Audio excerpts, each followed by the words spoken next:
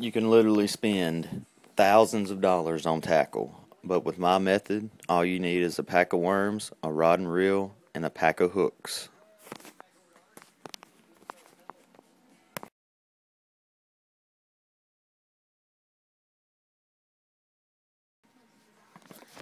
Casting is something that takes practice and commitment.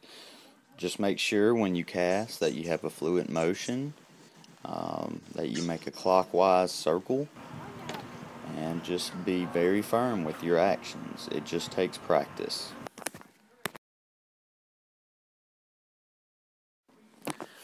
Trick worms are very versatile in the fact that you can fish it on the top of the water, on the bottom of the water, or mid-depth. It don't matter. You can fish it in any condition, in any pond, in any situation.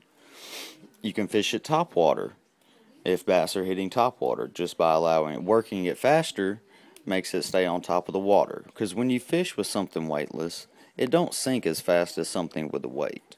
You can also fish at mid-depth by letting it sink for 2 or 3 seconds before starting to reel it in movement. Or you can fish it at the bottom by allowing it to sink for 30 seconds to a minute before you start your action. After you cast, you want the worm to sink pretty much to the bottom to resemble a dying worm. Bobble up a few times with the tip of your rod to make it look like the worm is fighting for life. Let it sink back down after reeling in the slack.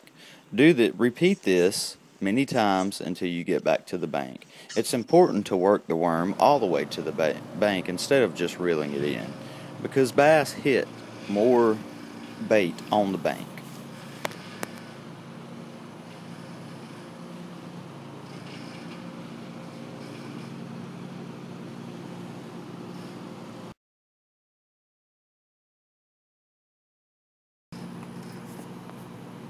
When you feel something hit the bait, what you want to do is hit the release button on your reel, give it a little slack so the fish can swallow it, pull up, and keep tension on it, as you can see in the video. Got it. If the bass wants to fight and he goes left, tip the tip of your rod to the left. If the bass goes right, tip the tip of the rod to the right. The secret here is to just keep tension on it and pull up with strength.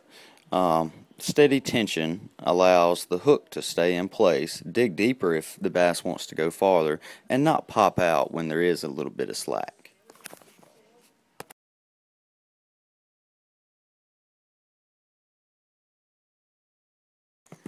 Like I said earlier, after you set the hook on the bass, it's your job just to keep the tension on it. That's all you can do, and then it's Mother Nature's role to tell you if you caught it or not. Sometimes you miss bass. In this same place where I went fishing the other day, I hooked probably a 10 to 12 pound bass.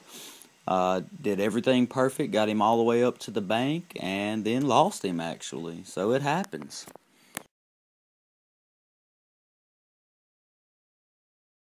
As far as tips go, don't wear any bright colored clothing. Fish tend to see that more easily. Also, when you go to your fishing spot, don't get right up on the water. Stay 5 to 10 foot back so the bass won't see you. That allows you to throw over the bass and bring the worm back to the bass so you can catch him. Chances are that bass is going to be on the banks.